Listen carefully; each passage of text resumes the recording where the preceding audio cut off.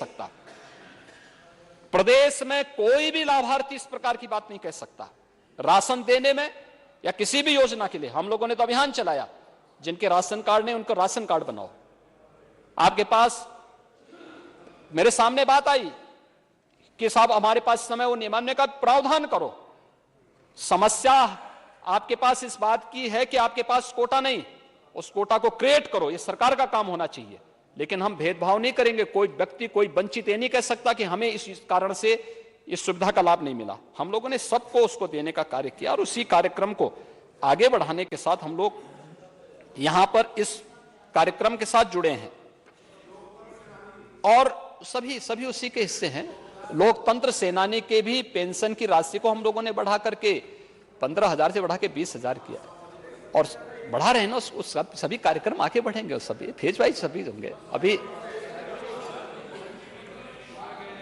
ये सभी कार्यक्रम फेज वाइज आगे बढ़ने जा रहे हैं। उसमें चिंतित होने की आवश्यकता नहीं है। लेकिन जो बात यहां पर नेता प्रतिपक्ष ने एक बात कही, आज तो गोबर से अगरबत्ती भी बन रही है। अगरबत्ती, धूप अगरबत्ती भी बन रही है और मुझे लगता है कि अगर आप पूजा करते जरूर जलाते हैं। वैसे जलाना चाहिए, अच्छा है।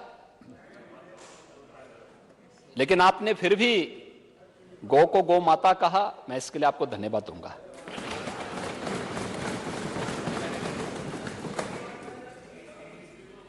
और गौ की रक्षा होनी चाहिए। अगर हमें प्राकृतिक खेती का यानी नेचुरल फार्मिंग के प्रधानमंत्री जी के विजन को जैसे ही धरातल पर उतारेंगे, बहुत सारे हमारे प्रगतिशील किसानों ने इस दिशा में कार्य प्रारंभ किया है, उसके अच्छे परिणाम सामने आए हैं, उसके ट्रेनिंग के कार्यक्रम चल रहे हैं। और बजट में बुंदेलखंड को तो हम लोगों ने खासतौर पर इसके लिए चयनित किया, उसके लिए धनराशि की व्यवस्था की है। गंगा के तटवर्ती क्षेत्रों में 5-5 किलोमीटर के दायरे में भी इस कार्यक्रम को आगे बढ़ाने के लिए सरकार इस कार्यक्रम को आगे बढ़ा चुकी है और हम चाहेंगे कि जो भी इस प्रकार के अन्नदाता किसान हैं वे इसके साथ जुड़ जाएंगे तो इसका लाभ उन्हें प्राप्त होगा। गाय के गोबर से अब तो बहुत कुछ प्राप्त हो रहा है, वो स्वावलंबन का आधार बनेगा। यानी केवल नेचुरल फार्मिंग ही नहीं बल्कि बहुत सारे ऐसे प्रोडक्ट भी उससे बनाए जा सकते हैं जो हर एक किसान का और पशुपालक के जीवन में भी व्यापक परिवर्तन का कारण बनेगा। केवल दूध पीने तक ही सीमित मत रखिए। और मुझे लगता है कि अगर गाय का दूध के बजाय मुझे लगता है कि गौ माता की सेवा सचमुच किए होते नेता प्रतिपक्ष, तो संभवतः गाय माता की भाषा बोले भी होते, बड़ी शार्प बुद्धि से अपनी बात कहे होते। लेकिन भैंस के दूध का ज्यादा असर भाषण में दिखाई देगा, गाय का कम था।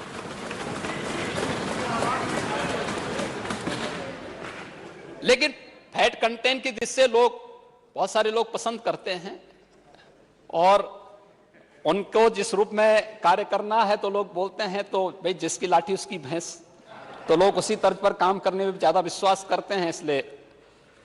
लेकिन कन्नौज की चिंता उन्होंने जरूर की, कन्नौज के बारे में उन्होंने कहा था और मैं जरूर नेता प्रतिपक्ष को बताना चाहूंगा कि आपके इत्र वाले मित्र तो बहुत कुछ गुल खिला रहे थे, लेकिन इत्र उद्योग के लिए ईमानदारी के साथ कार्य हम लोगों ने किया है और जो कार्य हुआ है हम लोगों ने 1 डिस्ट्रिक्ट 1 प्रोडक्ट में भी इत्र को कन्नौज के साथ ही जोड़ा है। हमारे वहां के माननीय सांसद श्री सुब्रत पाठक जी लगातार इसके लिए यहां प्रयास कर रहे थे और उनके द्वारा भी इस बारे में कहा गया। वर्तमान में इत्र का 800 करोड़ रुपए का व्यापार हो रहा है वहां से, अकेले कन्नौज से। लेकिन इसको एक व्यवस्थित प्रक्रिया के साथ पिछले 5 वर्ष में 55 नई इकाइयां लगी हैं आपकी कन्नौज में। सरकार के द्वारा 1 डिस्ट्रिक्ट 1 प्रोडक्ट की योजना के अंतर्गत चयन करने के बाद, यद्यपि पहले से भी वहां इकाइयां थी, 375 इकाइयां वहां काम कर रही हैं और कोरोना कालखंड में भी हम लोगों ने $2.7 मिलियन के निर्यात यानी इत्र निर्यात किया गया है यहां से। ये उत्तर प्रदेश शासन की उस योजना को जो हम लोगों ने उस दौरान भी इसको थमने नहीं दिया है। आप लोग घोषणा करने में बड़े माहिर थे, लेकिन करते कुछ नहीं थे।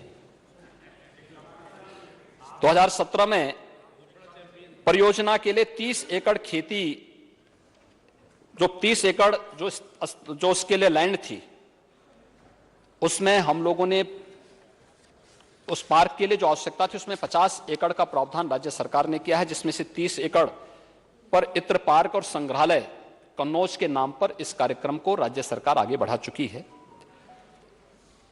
इसके लिए 100 करोड़ रुपए का बजट का प्रावधान भी किया गया। 30 एकड़ भूमि पर बाउंड्री वाल के निर्माण का कार्य और अन्य जो बुनियादी सुविधाएं हैं उस कार्यक्रम को भी हम लोग आगे बढ़ा चुके हैं। आईआईटी कानपुर को थर्ड पार्टी के रूप में इस कार्यक्रम के साथ जोड़ा गया है और वहां पर व्यवस्थित विकास की प्रक्रिया के साथ राज्य सरकार इस कार्यक्रम को आगे बढ़ाने का कार्य भी कर रही है। और मुझे लगता है कि ये कन्नौज के इत्र की खुशबू वैश्विक स्तर पर अब दमक रही है, क्योंकि सरकार ने उसको प्रोत्साहन दिया वन डिस्ट्रिक्ट वन प्रोडक्ट के माध्यम से। आप वन डिस्ट्रिक्ट वन प्रोडक्ट पर हंस रहे थे, ये क्या है? ये हमारी परंपरागत उद्यम का हिस्सा है, उन्हें प्रोत्साहन करने का। ये हमारे पूर्वजों की एक थाती है, हमें जो विरासत में प्राप्त हुई। हजारों वर्षों से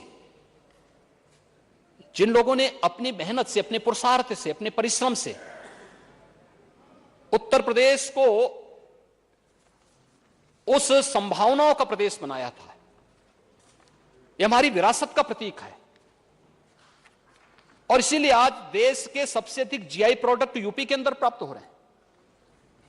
आदरणीय प्रधानमंत्री जी का आशीर्वाद और उनका मार्गदर्शन इस मामले में प्राप्त हो रहा है। उत्तर प्रदेश के एक एक प्रोडक्ट आज नेशनल इंटरनेशनल स्तर पर उनकी अपनी एक अमिट छाप और एक पहचान मिल रही है। अभी आपने देखा होगा, प्रधानमंत्री जी जापान की यात्रा में गए थे, तो वहां उन्होंने जो गिफ्ट भी दिया वह मथुरा से जुड़ा हुआ एक प्रोडक्ट वहां दिया था। आपने देखा होगा, पूरे देश ने देखा है कैसे अपने परंपरागत उद्यम को और आत्मनिर्भर भारत की परिकल्पना को आगे बढ़ाने की दिशा में हम कार्य कर सकते हैं। ये चीजें हम लोगों ने देखा और यही कार्य उत्तर प्रदेश में है। आप देख, जब 2017 तक मुरादाबाद का जो ब्रश का उद्योग था पूरी तरह लड़खड़ा सा गया था, लोगों में निराशा थी, कोई काम करता था, ना उनके पास टेक्नोलॉजी थी, ना उनके पास डिजाइन थी। और इस सब के साथ सबसे बड़ी समस्या खड़ी होती थी, कोई कार्य प्रारंभ अपने रिस्क पर करता भी था, लेने की भी व्यवस्था करता था, तो उनके सामने पॉल्यूशन कंट्रोल बोर्ड उनको परेशान करने के लिए उल्टा आधमक पड़ता था। आज लगभग 6000 करोड़ रुपए का ब्रॉस का आइटम मुरादाबाद से एक्सपोर्ट हो रहा है। ये पिछले 5 वर्ष के अंदर वन डिस्ट्रिक्ट वन प्रोडक्ट के अंतर्गत वहां के उन उद्यमियों को शासन के प्रोत्साहन का ही परिणाम है। केंद्र और राज्य सरकार मिलकर के इस दिशा में प्रोत्साहित कर रही है। ऐसे ही भदोही का कालीन उद्योग एकदम बंदी के कगार पर था। आज लगभग 4000 करोड़ रुपए का कारपेट भदोही से एक्सपोर्ट हो रहा है।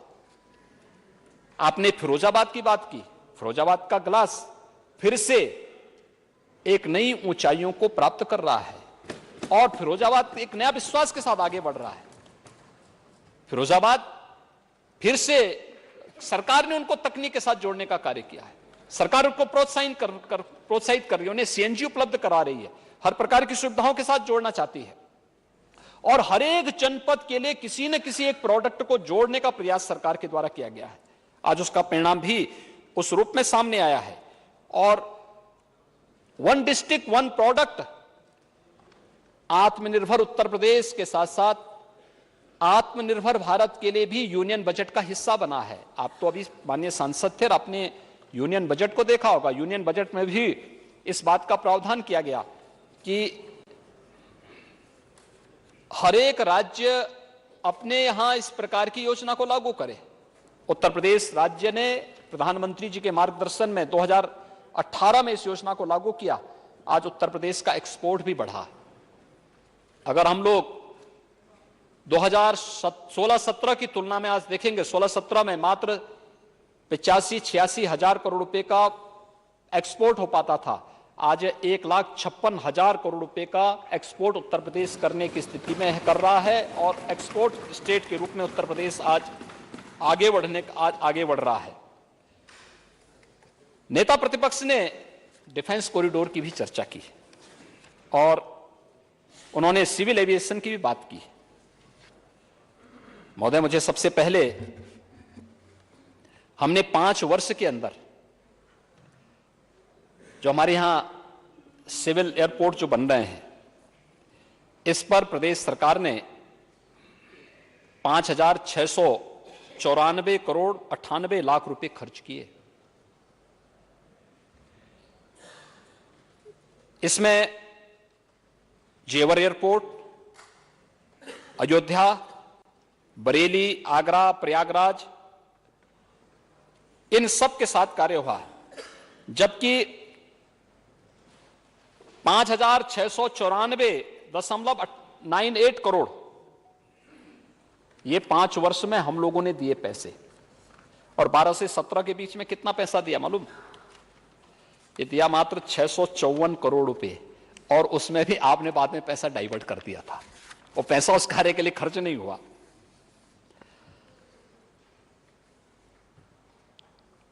आपने मेरठ के लिए 29.92 करोड़ रुपए आवंटित किए थे, बाद में उसको भी दूसरी जगह डाइवर्ट कर दिया। और जेवर गौतम बुद्ध नगर के लिए, कुशीनगर के लिए, बरेली, आगरा, प्रयागराज एयरपोर्ट के लिए ये राशि हम लोगों ने जारी की थी। समाजवादी पार्टी सरकार के समय कोई भी चीज वहां पे लागू नहीं हुई, कोई पैसा उसके लिए आवंटित नहीं हो पाया। ये सच्चाई है। और अगर हम इसको और आगे बढ़ा करके देखेंगे तो प्रदेश के अंदर सिविल एविएशन के उसमें इस सेक्टर में अगर आप देखेंगे तो 2017 तक, यानी मार्च 17 तक प्रदेश के 2 एयरपोर्ट पूरी तरह क्रियाशील थे, लखनऊ और वाराणसी का। 2 एयरपोर्ट आंशिक क्रियाशील थे, गोरखपुर और आगरा। हाँ, इलाहाबाद तो कुंभ के समय हुआ है, मैं 17 की बात कर रहा हूं। 2017 से 22 के बीच हम लोग 9 एयरपोर्ट क्रियाशील कर चुके हैं। पहले 25 गंतव्य तक उत्तर प्रदेश की कनेक्टिविटी थी। आज एयर कनेक्टिविटी उत्तर प्रदेश की 77 डेस्टिनेशन है जो जिनके साथ आज हम सब जुड़े हुए हैं। प्रदेश की एयर कनेक्टिविटी है। और उड़ान योजना के अंतर्गत अभी हम इन कार्यक्रमों को आगे बढ़ा रहे हैं। अभी आपने पिछले दिनों सुना होगा, उत्तर प्रदेश कैबिनेट ने 5 एयरपोर्ट को और क्रियाशील करने के लिए एयरपोर्ट अथॉरिटी के साथ एक MOU पर हस्ताक्षर